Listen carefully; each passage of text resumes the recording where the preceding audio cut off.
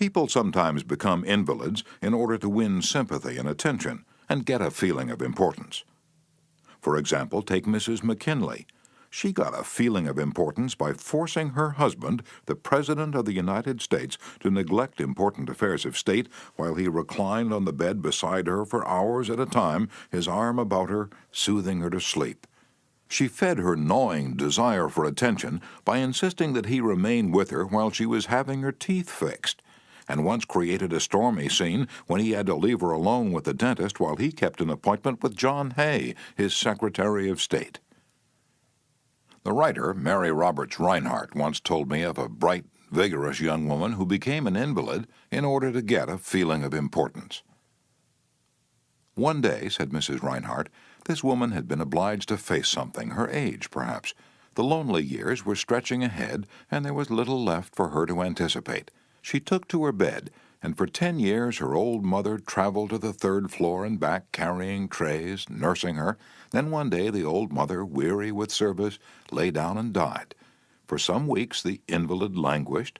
Then she got up, put on her clothing, and resumed living again.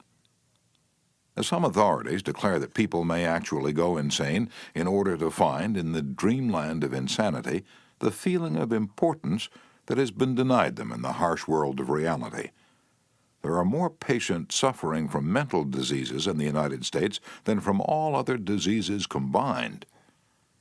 What is the cause of insanity? Nobody can answer such a sweeping question, but we know that certain diseases, such as syphilis, break down and destroy the brain cells and result in insanity. In fact, about 1/2 of all mental diseases can be attributed to such physical causes as brain lesions, alcohol, toxins, and injuries. But the other half, and this is the appalling part of the story, the other half of the people who go insane apparently have nothing organically wrong with their brain cells. In post-mortem examinations, when their brain tissues are studied under the highest-powered microscopes, these tissues are found to be apparently just as healthy as yours and mine. Why do these people go insane? I put that question to the head physician at one of our most important psychiatric hospitals. This doctor, who's received the highest honors and the most coveted awards for his knowledge of this subject, told me frankly that he didn't know why people went insane. Nobody knows for sure. But he did say, many people who go insane find in insanity a feeling of importance that they were unable to achieve in the world of reality. And then he told me this story. I have a patient right now whose marriage proved to be a tragedy. She wanted love, sexual gratification, children, social prestige, but life blasted all her hopes. Her husband didn't love her. He refused even to eat with her and forced her to serve his meals in his room upstairs. She had no children, no social standing. She went insane, and in her imagination she divorced her husband and resumed her maiden name. She now believes she had married into English aristocracy, and she insists on being called Lady Smith. And as for children, she imagines that she has a new child every night. Each time I call on her, she says, "Doctor, I had a baby last night." Life once wrecked all her dream ships on the sharp rocks of reality. But in the sunny fantasy isles of insanity, all her barkentines race into port with canvas billowing and winds singing through the masts. Tragic? Oh, I don't know. Her physician said to me, "If I could stretch out my hand and restore her sanity, I wouldn't do it. She's much happier as she is." If some people are so hungry for a feeling of importance that they actually go insane to get it, imagine what miracle you and I can achieve by giving people honest appreciation this side of insanity. One of the first people in American business to be paid a salary of over $1 million a year when there was no income tax and a person earning $50 a week was considered well off was Charles Schwab.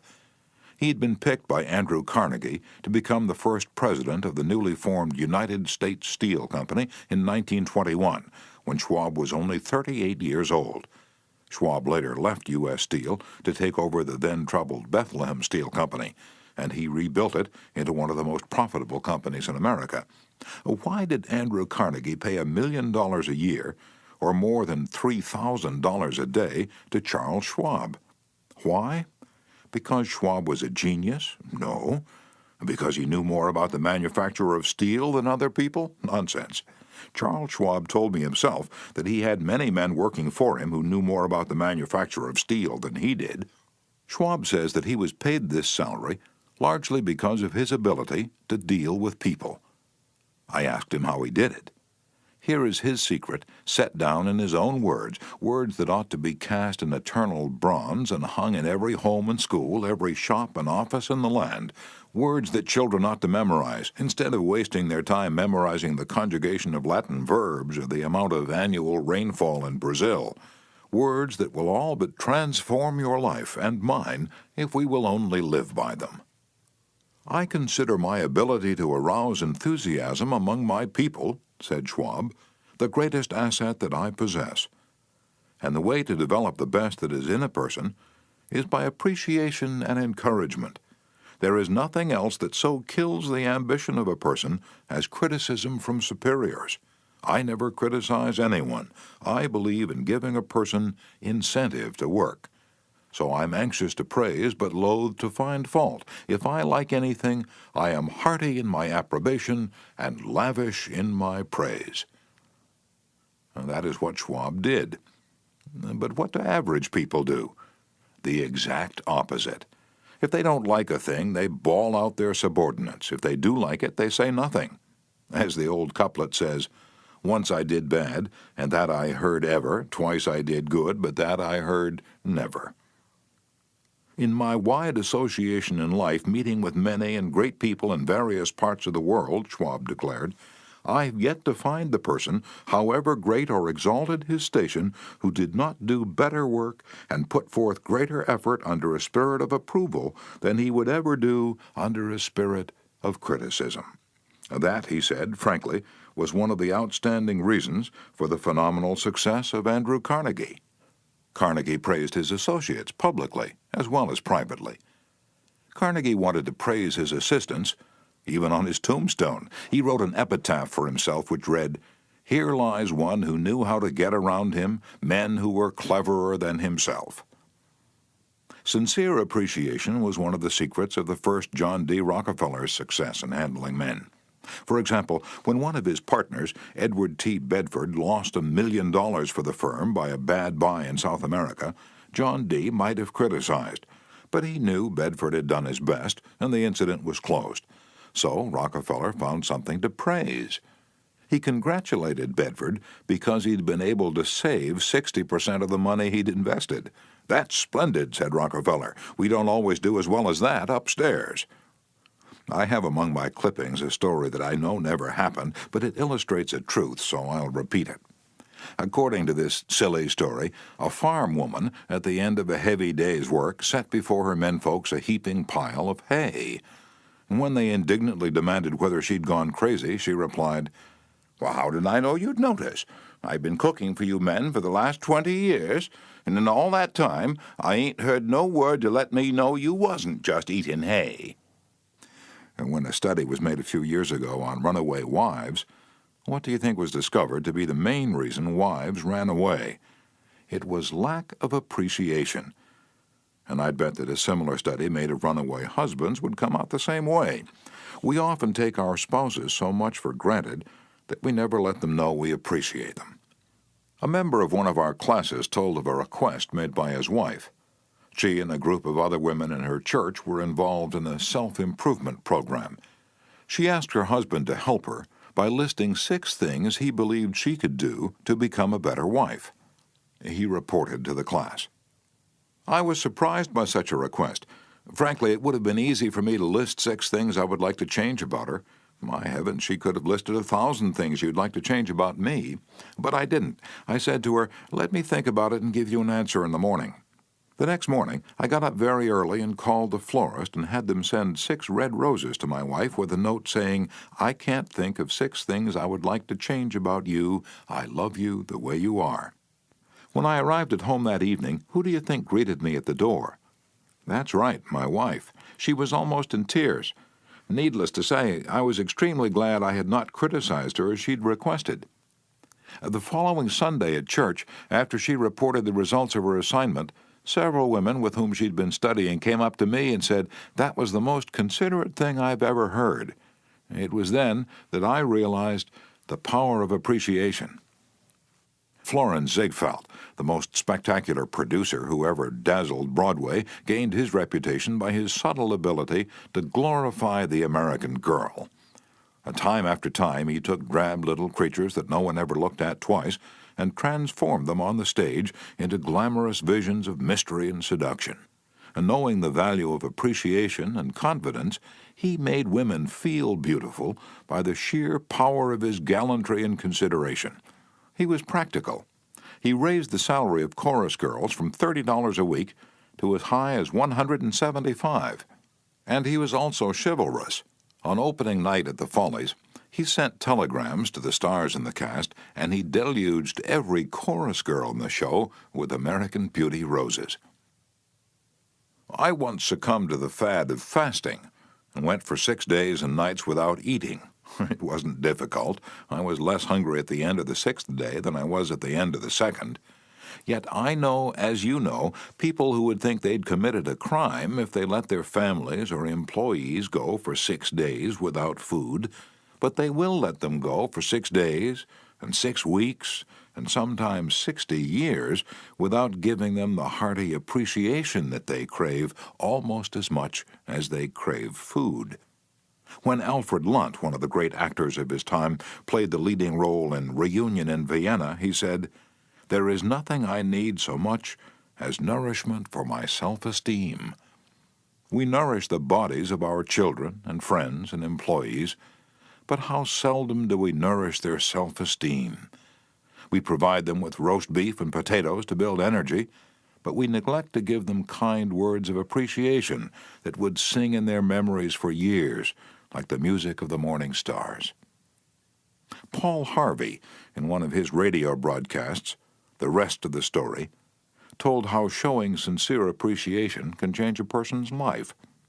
He reported that years ago a teacher in Detroit asked Stevie Morris to help her find a mouse that was lost in the classroom. You see, she appreciated the fact that nature had given Stevie something no one else in the room had. Nature had given Stevie a remarkable pair of ears to compensate for his blind eyes. But this was really the first time Stevie had been shown appreciation for those talented ears. Now, years later, he says that this act of appreciation was the beginning of a new life. You see, from that time on, he developed his gift of hearing and went on to become, under the stage name of Stevie Wonder, one of the great pop singers and songwriters of the 70s. Some of you are saying right now, as you hear these words, "Oh, phooey, flattery, bear oil, I've tried that stuff. It doesn't work, not with intelligent people." Of course, flattery seldom works with discerning people. It is shallow, selfish, and insincere. It ought to fail, and it usually does. True, some people are so hungry, so thirsty for appreciation that they'll swallow anything, just as a starving man will eat grass and fishworms. Even Queen Victoria was susceptible to flattery. Prime Minister Benjamin Disraeli confessed that he put it on thick in dealing with the Queen. To use his exact words, he said, "Spread it on with a trowel."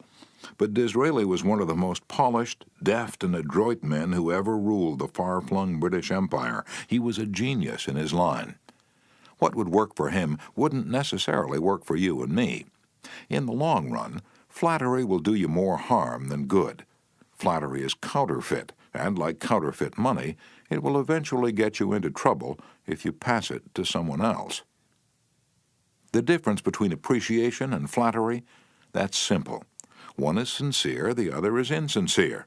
One comes from the heart out, the other from the teeth out.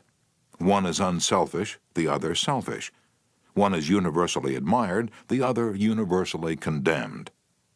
I recently saw a bust of Mexican hero General Alvaro Obregón in the Chapultepec Palace in Mexico City. Below the bust are carved these wise words from General Obregón's philosophy. "Don't be afraid of enemies who attack you. Be afraid of the friends who flatter you." No, I'm not suggesting flattery. Far from it. I'm talking about a new way of life, Let me repeat. I am talking about a new way of life. King George V had a set of 6 maxims displayed on the walls of his study in Buckingham Palace. One of these maxims said, "Teach me neither to proffer nor receive cheap praise." Well, that's all flattery is, cheap praise. I once read a definition of flattery that may be worth repeating. Flattery is telling the other person precisely what he thinks about himself. "Use what language you will," said Ralph Waldo Emerson, "you can never say anything but what you are." If all we had to do was flatter, everybody would catch on, and we should all be experts in human relations. When we are not engaged in thinking about some definite problem, we usually spend about 95% of our time thinking about ourselves. Now, if we stop thinking about ourselves for a while and begin to think of the other person's good points, we won't have to resort to flattery so cheap and false that it can be spotted almost before it's out of the mouth. One of the most neglected virtues of our daily existence is appreciation. Somehow we neglect to praise our son or daughter when he or she brings home a good report card, and we fail to encourage our children when they first succeed in baking a cake or building a birdhouse. Nothing pleases children more than this kind of parental interest and approval. And the next time you enjoy filet mignon at the club, send word to the chef that it was excellently prepared. And when a tired salesperson shows you unusual courtesy, please mention it. Every minister, lecturer, and public speaker knows the discouragement of pouring himself or herself out to an audience and not receiving a single ripple of appreciative comment. What applies to professionals applies doubly to workers in offices, shops, and factories, and our families and friends. In our interpersonal relations, we should never forget that all our associates are human beings and hunger for appreciation. It is the legal tender that all souls enjoy. Try leaving a friendly trail of little sparks of gratitude on your daily trips. You will be surprised how they will set small flames of friendship that will be rose beacons on your next visit. Pamela Dunham of New Fairfield, Connecticut, had among her responsibilities on her job the supervision of a janitor who was doing a very poor job. The other employees would jeer at him and litter the hallways to show him what a bad job he was doing. It was so bad, productive time was being lost in the shop. Without success, Pam tried various ways to motivate this person. She noticed that occasionally he did a particularly good piece of work. She made a point to praise him for it in front of the other people. Each day the job he did all around got better. Pretty soon he started doing all his work efficiently. Now he does an excellent job, and other people give him appreciation and recognition. Honest appreciation got results where criticism and ridicule failed. Hurting people not only does not change them, it is never called for. There's an old saying that I have cut out and pasted on my mirror where I cannot help but see it every day. I shall pass this way but once. Any good, therefore, that I can do, or any kindness that I can show to any human being, let me do it now. Let me not defer nor neglect it, for I shall not pass this way again.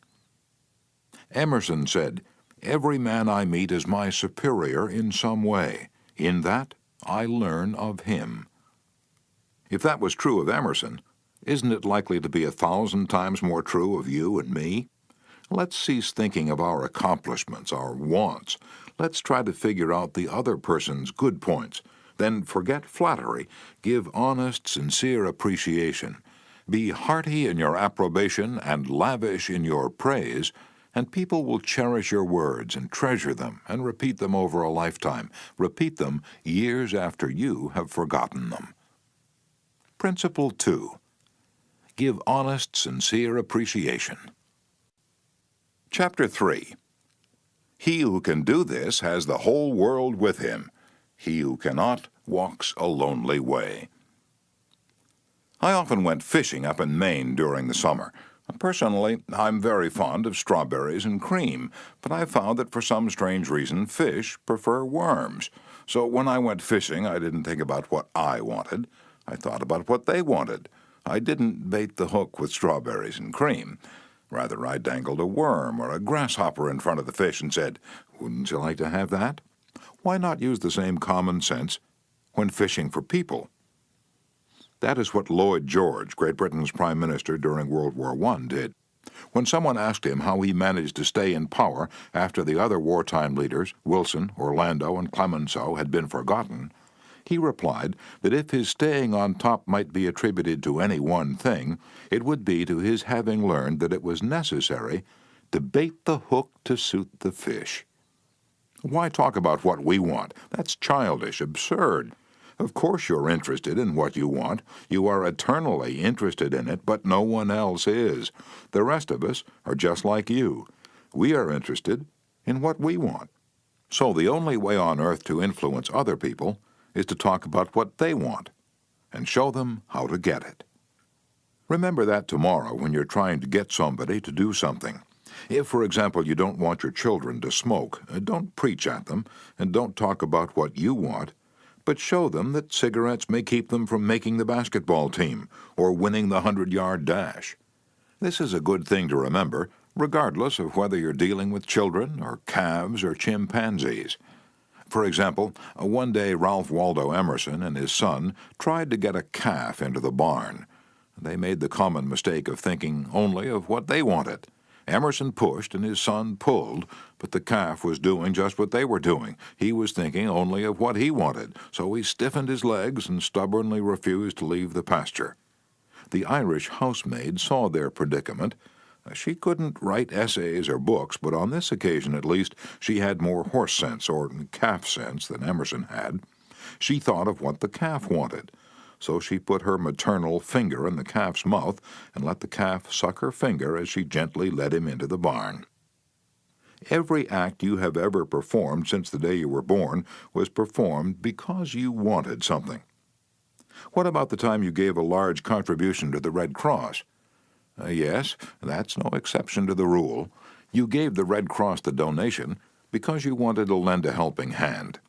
You wanted to do a beautiful, unselfish, divine act. Inasmuch as ye have done it unto one of the least of these, my brethren, ye have done it unto me. If you hadn't wanted that feeling more than you wanted your money, you would not have made the contribution. Of course, you might have made the contribution because you were ashamed to refuse, or because a customer asked you to do it, but one thing is certain. You made the contribution because you wanted something. Harry A. Overstreet, in his illuminating book, Influencing Human Behavior, said, "Action springs out of what we fundamentally desire, and the best piece of advice which can be given to would-be persuaders, whether in business, in the home, in the school, in politics, is first arouse in the other person an eager want. He who can do this has the whole world with him. He who cannot walks a lonely way." Andrew Carnegie, the poverty-stricken Scotch lad who started to work at 2 cents an hour and finally gave away $365 million, learned early in life that the only way to influence people is to talk in terms of what the other person wants. He attended school only 4 years, yet he learned how to handle people. And to illustrate, his sister-in-law was worried sick over her 2 boys. They were at Yale, and they were so busy with their own affairs that they neglected to write home and paid no attention whatever to their mother's frantic letters. Then Carnegie offered to wager $100 that he could get an answer by return mail without even asking for it. Someone called his bet, so he wrote his nephews a chatty letter mentioning casually in a postscript that he was sending each one a $5 bill. He neglected, however, to enclose the money. Back came replies by return mail, thanking dear Uncle Andrew for his kind note, and, well, you can finish the sentence yourself.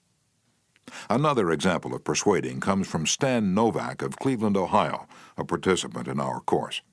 Stan came home from work one evening to find his youngest son, Tim, kicking and screaming on the living room floor. He was to start kindergarten the next day, and was protesting that he would not go. Stan's normal reaction would have been to banish the child to his room and tell him he just better make up his mind to go. He had no choice. But tonight, recognizing that this would not really help Tim start kindergarten in the best frame of mind, Stan sat down and thought, if I were Tim, Why would I be excited about going to kindergarten? He and his wife made a list of all the fun things Tim would do, such as finger painting, singing songs, making new friends. Then they put them into action. We all started finger painting on the kitchen table, my wife Lil, my other son Bob, and myself, all having fun. Soon Tim was peeping around the corner. Next he was begging to participate. "Oh no, you have to go to kindergarten first to learn how to finger paint." With all the enthusiasm I could muster, I went through the list, talking in terms that he could understand, telling him of all the fun he would have in kindergarten. The next morning, I thought I was the first one up. I went downstairs and found Tim sitting sound asleep in the living room chair. "What are you doing here?" I asked. "I'm waiting to go to kindergarten. I don't want to be late." The enthusiasm of our entire family had aroused in Tim an eager want that no amount of discussion or threat could possibly have accomplished. Tomorrow you may want to persuade somebody to do something. Before you speak, pause and ask yourself, how can I make this person want to do it? That question will stop us from rushing into a situation heedlessly with futile chatter about our desires.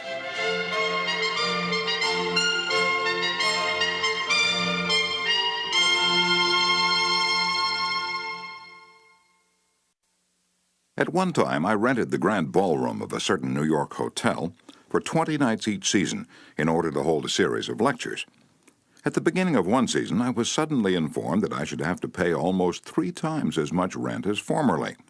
This news reached me after the tickets had been printed and distributed and all announcements had been made. Naturally, I didn't want to pay the increase, but what was the use of talking to the hotel about what I wanted? They were interested only in what they wanted. So a couple of days later, I went to see the manager. "I was a bit shocked when I got your letter," I said, "but I don't blame you at all. If I'd been in your position, I should probably have written a similar letter myself. Your duty as manager of the hotel is to make all the profit possible. If you don't do that, you'll be fired, and you ought to be fired. Now let's take a piece of paper and write down the advantages and the disadvantages that will accrue to you if you insist on this increase in rent." And then I took the letterhead and ran a line through the center and headed one column advantages and the other column disadvantages. I wrote down under the head advantages these words: ballroom free. And then I went on to say, "You'll have the advantage of having the ballroom free to rent for dances and conventions. And that's a big advantage, for affairs like that will pay you much more than you can get for a series of lectures. If I tie your ballroom up for 20 nights during the course of the season, it's sure to mean a loss of some very profitable business to you. Now, let's consider the disadvantages. First, instead of increasing your income from me, you're going to decrease it. In fact, you're going to wipe it out because I cannot pay the rent you're asking. I shall be forced to hold these lectures at some other place. There's another disadvantage to you also. These lectures attract crowds of educated and cultured people to your hotel. That is good advertising for you, isn't it? In fact, if you spent $5,000 advertising in the newspapers, you couldn't bring as many people to look at your hotel as I can bring by these lectures. That is worth a lot to the hotel, isn't it?"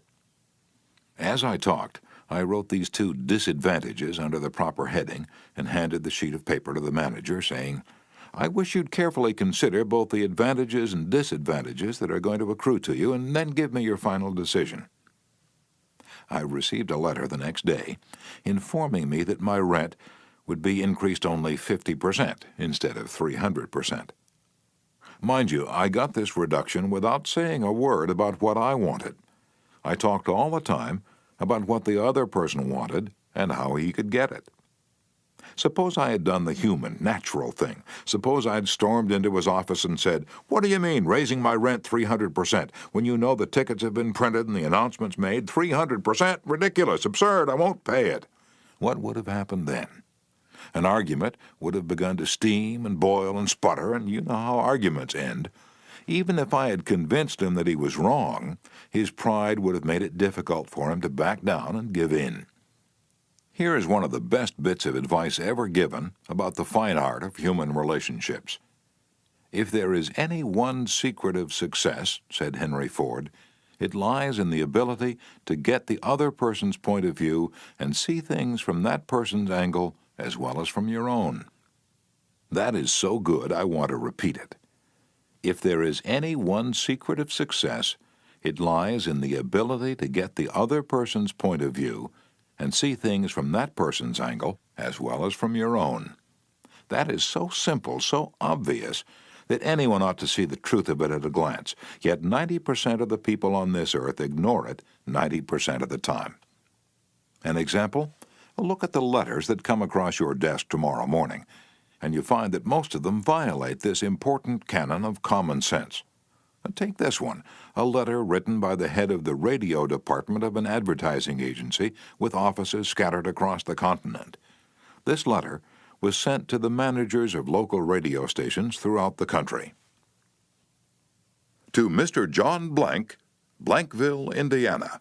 Dear Mr. Blank, the XYZ Company desires to retain its position in advertising agency leadership in the radio field. Who cares what your company desires? I'm worried about my own problems. The bank is foreclosing the mortgage on my house. The bugs are destroying the hollyhocks. The stock market tumbled yesterday.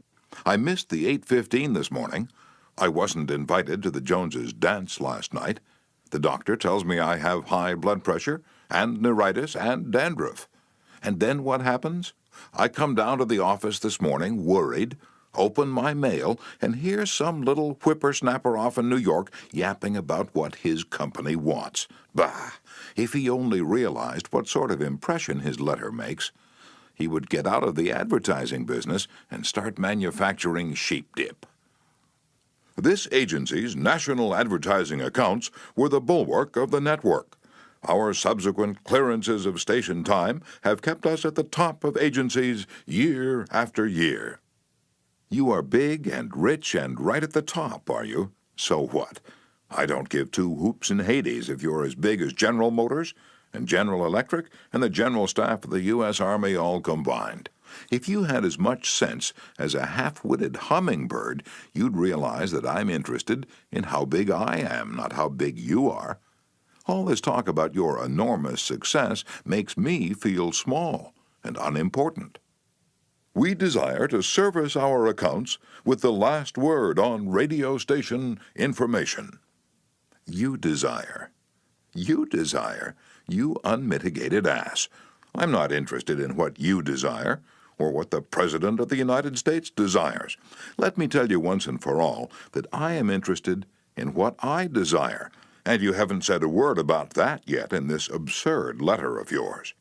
Will you therefore put the XYZ Company on your preferred list for weekly station information, every single detail that will be useful to an agency in intelligently booking time?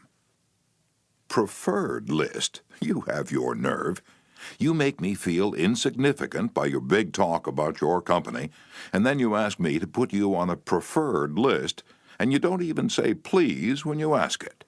A prompt acknowledgement of this letter, giving us your latest doings, will be mutually helpful. You fool. You mail me a cheap form letter, a letter scattered far and wide like the autumn leaves, and you have the gall to ask me, when I'm worried about the mortgage and the hollyhocks and my blood pressure, to sit down and dictate a personal note acknowledging your form letter, and you ask me to do it promptly. What do you mean, promptly?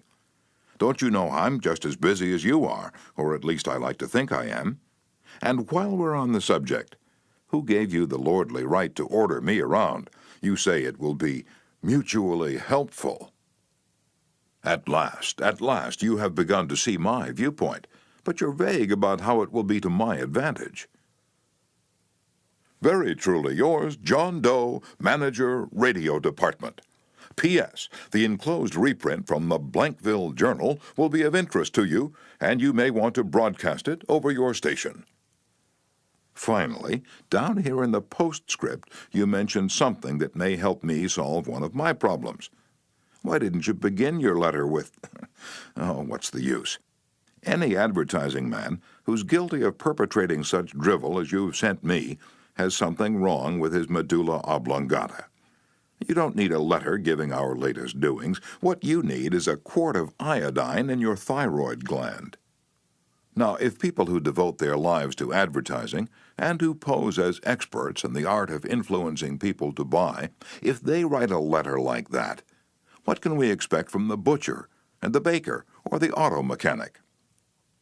Here's another letter written by the superintendent of a large freight terminal to a student of this course, Edward Vermillen. What effect did this letter have on the man to whom it was addressed? Let me read it to you, and then I'll tell you. A. Zarega's Sons, Incorporated, 28 Front Street, Brooklyn, New York, 11201. Attention, Mr. Edward Vermillen. Gentlemen, the operations at our outbound rail receiving station are handicapped because a material percentage of the total business is delivered us in the late afternoon. This condition results in congestion, overtime on the part of our forces, delays to trucks, and in some cases delays to freight. On November 10th, we received from your company a lot of 510 pieces, which reached here at 4:20 p.m. We solicit your cooperation toward overcoming the undesirable effects arising from late receipt of freight. May we ask that on days on which you ship the volume which was received on the above date, effort be made either to get the truck here earlier or to deliver us part of the freight during the morning. The advantage that would accrue to you under such an arrangement would be that of more expeditious discharge of your trucks and the assurance that your business would go forward on the date of its receipt. Very truly yours, John Brown, Superintendent. After reading this letter, Mr. Vermillen, sales manager for A. Zarega's Sons, Incorporated, sent it to me with the following comment. This letter had the reverse effect from that which was intended. The letter begins by describing the terminal's difficulties, in which we're not interested, generally speaking. Our cooperation is then requested without any thought as to whether it would inconvenience us. And then, finally, in the last paragraph, the fact is mentioned that if we do cooperate, it will mean more expeditious discharge of our trucks, with the assurance that our freight will go forward on the date of its receipt. In other words, that in which we are most interested is mentioned last, and the whole effect is one of raising a spirit of antagonism rather than of cooperation. Let's see if we can't rewrite and improve this letter. Let's not waste any time talking about our problems. As Henry Ford admonishes, let's get the other person's point of view and see things from his or her angle as well as from our own. Here's one way of revising the letter. It may not be the best way, but isn't it an improvement? Mr. Edward Vermillen, care of A. Zarega's Sons, Incorporated, 28 Front Street, Brooklyn, New York, 11201. Dear Mr. Vermillen, your company has been one of our good customers for 14 years. Naturally, we're very grateful for your patronage and are eager to give you the speedy, efficient service you deserve. However, we regret to say that it isn't possible for us to do that when your trucks bring us a large shipment late in the afternoon, as they did on November 10th. Why? Because many other customers make late afternoon deliveries also. Naturally, that causes congestion. That means your trucks are held up unavoidably at the pier, and sometimes even your freight is delayed. That's bad, but it can be avoided. If you make your deliveries at the pier in the morning, when possible, your trucks will be able to keep moving. Your freight will get immediate attention, and our workers will get home early at night to enjoy a dinner of the delicious macaroni and noodles that you manufacture. Regardless of when your shipments arrive, we shall always cheerfully do all in our power to serve you promptly. You are busy, please don't trouble to answer this note. Yours truly, John Brown, Superintendent. Barbara Anderson, who worked in a bank in New York, desired to move to Phoenix, Arizona because of the health of her son. Using the principles she had learned in our course, she wrote the following letter to 12 banks in Phoenix. Dear Sir, my 10 years of bank experience should be of interest to a rapidly growing bank like yours.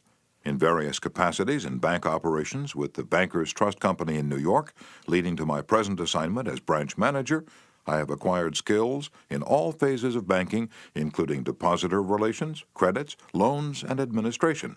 I will be relocating to Phoenix in May, and I am sure I can contribute to your growth and profit. I will be in Phoenix the week of April 3rd and would appreciate the opportunity to show you how I can help your bank meet its goals. Sincerely, Barbara A. Anderson. Do you think Mrs. Anderson received any response from that letter? 11 of the 12 banks invited her to be interviewed, and she had a choice of which bank's offer to accept. Why? Mrs. Anderson did not state what she wanted, but wrote in the letter how she could help them and focused on their wants, not on her own. Thousands of salespeople are pounding the pavements today, tired, discouraged, and underpaid. Why? Because they're always thinking only of what they want. They don't realize that neither you or I want to buy anything. If we did, we'd go out and buy it. But both of us are eternally interested in solving our problems. And if salespeople can show us how their services or merchandise will help us solve our problems, they won't need to sell us, we'll buy. And customers like to feel that they're buying, not being sold. Yet many salespeople spend a lifetime in selling without seeing things from the customer's angle. For example, for many years I lived in Forest Hills, a little community of private homes in the center of Greater New York. One day, as I was rushing to the station, I chanced to meet a real estate operator who'd bought and sold property in that area for many years. He knew Forest Hills well, so I hurriedly asked him whether or not my stucco house was built with metal lath or hollow tile. He said he didn't know, told me what I already knew, that I could find out by calling the Forest Hills Garden Association. Now, the following morning, I received a letter from him. Did he give me the information I wanted? He could have gotten it in 60 seconds by a telephone call, but he didn't. He told me again that I could get it by telephoning, and then asked me to let him handle my insurance. He was not interested in helping me. He was interested only in helping himself. J. Howard Lucas of Birmingham, Alabama, tells how two salespeople from the same company handled the same type of situation. He reported, "Several years ago, I was on the management team of a small company. Headquartered near us was the district office of a large insurance company. Their agents were assigned territories, and our company was assigned to two agents, whom I shall refer to as Carl and John. One morning, Carl dropped by our office and casually mentioned that his company had just introduced a new life insurance policy for executives and thought we might be interested later on, and he'd get back to us when he had more information on it. The same day, John saw us on the sidewalk while returning from a coffee break, and he shouted, 'Hey, Luke, hold up, I have some great news for you fellows.' He hurried over and very excitedly told us about an executive life insurance policy his company had introduced that very day. It was the same policy that Carl had casually mentioned. He wanted us to have one of the first issued. He gave us a few important facts about the coverage and ended saying, 'The policy's so new I'm going to have someone from the home office come out tomorrow and explain it. Now, in the meantime, let's get the application signed and on the way so he can have more information to work with.' His enthusiasm aroused in us an eager want for this policy, even though we still did not have details. When they were made available to us, they confirmed John's initial understanding of the policy, and he not only sold each of us a policy, but later doubled our coverage. Carl could have had those sales, but he made no effort to arouse in us any desire for the policies. The world is full of people who are grabbing and self-seeking, so the rare individual who unselfishly tries to serve others has an enormous advantage. He has little competition.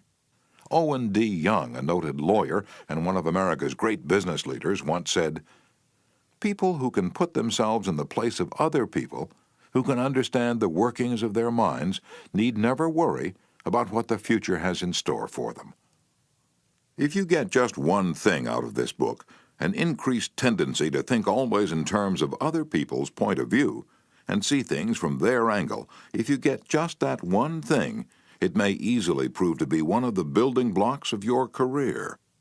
Looking at the other person's point of view and arousing in him an eager want for something is not to be construed as manipulating that person so that he will do something that is only for your benefit and his detriment. Each party should gain from the negotiation. In the letters to Mr. Vermillion, both the sender and the receiver of the correspondence gained by implementing what was suggested. Both the bank and Mrs. Anderson won by her letter in that the bank obtained a valuable employee and Mrs. Anderson a suitable job. And in the example of John's sale of insurance to Mr. Lucas, both gained through this transaction.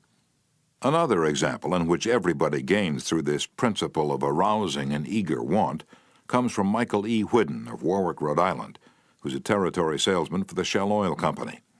Mike wanted to become the #1 salesperson in his district, but one service station was holding him back. It was run by an older man who could not be motivated to clean up his station. It was in such poor shape that sales were declining significantly.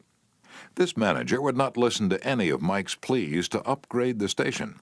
After many exhortations and heart-to-heart talks, all of which had no impact, Mike decided to invite the manager to visit the newest Shell station in his territory. The manager was so impressed by the facilities at the new station that when Mike visited him the next time, his station was cleaned up and had recorded a sales increase.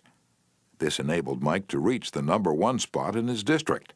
All his talking and discussion hadn't helped, but by arousing an eager want in the manager, by showing him the modern station, he had accomplished his goal, and both the manager and Mike benefited. Most people go through college and learn to read Virgil and master the mysteries of calculus without ever discovering how their own minds function.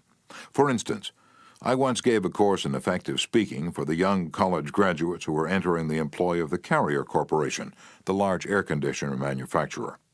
One of the participants wanted to persuade the others to play basketball in their free time, and this is about what he said. "I want you to come out and play basketball. I like to play basketball. The last few times I've been down to the gymnasium, there haven't been enough people to get up a game. 2 or 3 of us got to throwing the ball around the other night, and I got a black eye. I wish all of you would come down tomorrow night. I want to play basketball." Did he talk about anything you want? Now, you don't want to go to a gymnasium that no one else goes to, do you? You don't care about what he wants. You don't want to get a black eye. Could he have shown you how to get the things you want by using the gymnasium? More surely. More pep, keener edge to the appetite, clearer brain, fun, games, basketball. To repeat Professor Overstreet's wise advice, first, arouse in the other person an eager want. He who can do this has the whole world with him. He who cannot walks a lonely way. One of the students in my training course was worried about his little boy. The child was underweight and refused to eat properly. His parents used the usual method. They scolded and nagged. "Mother wants you to eat this and that. Father wants you to grow up to be a big man." Did the boy pay any attention to these pleas? Just about as much as you pay to one fleck of sand on a sandy beach. No one with a trace of horse sense would expect a child 3 years old to react to the viewpoint of a father 30 years old. Yet that was precisely what the father had expected. It was absurd. He finally saw that. So he said to himself, "What does that boy want? How can I tie up what I want to what he wants?" It was easy for the father when he started thinking about it. His boy had a tricycle that he loved to ride up and down the sidewalk in front of the house in Brooklyn. A few doors down the street lived a bully, a bigger boy who would pull the little boy off his tricycle and ride it himself. Naturally, the little boy would run screaming to his mother, and she would have to come out and take the bully off the tricycle and put her little boy on again. This happened almost every day. What did the little boy want? It didn't take a Sherlock Holmes to answer that one. His pride, his anger, his desire for a feeling of importance, all the strongest emotions in his makeup, goaded him to get revenge, to smash the bully in the nose. And when his father explained that the boy would be able to wallop the daylights out of the bigger kid someday if he would only eat the things his mother wanted him to eat, when his father promised him that, there was no longer any problem of dietetics. That boy would have eaten spinach, sauerkraut, salt mackerel, anything in order to be big enough to whip the bully who had humiliated him so often. After solving that problem, the parents tackled another. The little boy had the unholy habit of wetting his bed. He slept with his grandmother. In the morning, his grandmother would wake up and feel the sheet and say, "Look, Johnny, you did it again last night." He would say, "Well, no, I didn't do it, you did it." Scolding, spanking, shaming him, Reiterating that the parents didn't want him to do it, none of these things kept the bed dry. So the parents asked, how can we make this boy want to stop wetting his bed? What were his wants? Well, first, he wanted to wear pajamas like Daddy instead of wearing a nightgown like Grandmother. Grandmother was getting fed up with his nocturnal iniquities, so she gladly offered to buy him a pair of pajamas if he'd reform. Secondly, he wanted a bed of his own. Grandma didn't object. His mother took him to a department store in Brooklyn, winked at the salesgirl, and said, "Here's a little gentleman who would like to do some shopping." The salesgirl made him feel important by saying, "Young man, what can I show you?" He stood a couple of inches taller and said, "I want to buy a bed for myself." When he was shown the one his mother wanted him to buy, she winked at the salesgirl, and the boy was persuaded to buy it. The bed was delivered the next day, and that night, when Father came home, the little boy ran to the door, shouting, "Daddy, Daddy, come upstairs and see my bed that I bought." The father, looking at the bed, obeyed Charles Schwab's injunction. He was hearty in his approbation and lavish in his praise. "You're not going to wet this bed, are you?" the father said. "Oh, no, I'm not going to wet this bed." And the boy kept his promise, for his pride was involved. That was his bed. He and he alone had bought it, and he was wearing pajamas now like a little man. He wanted to act like a man, and he did. Another father, K.T. Dutchman, a telephone engineer, a student of this course, couldn't get his 3-year-old daughter to eat breakfast food. The usual scolding, pleading, coaxing methods had all ended in futility. So the parents asked themselves, how can we make her want to do it? The little girl loved to imitate her mother to feel big and grown up, so one morning they put her on a chair and let her make the breakfast food. At just the psychological moment, Father drifted into the kitchen while she was stirring the cereal, and she said, "Oh, look, Daddy, I'm making the cereal this morning." She ate 2 helpings of the cereal without any coaxing because she was interested in it. She had achieved a feeling of importance. She had found in making the cereal an avenue of self-expression. William Winter once remarked that self-expression is the dominant necessity of human nature. Why can't we adapt this same psychology to business dealings? When we have a brilliant idea, instead of making others think it is ours, why not let them cook and stir the idea themselves? They will then regard it as their own. They will like it, and maybe eat a couple of helpings of it. Remember, first arouse in the other person an eager want. He who can do this has the whole world with him. He who cannot walks a lonely way. Principle 3. Arouse in the other person an eager want. In a nutshell, fundamental techniques in handling people.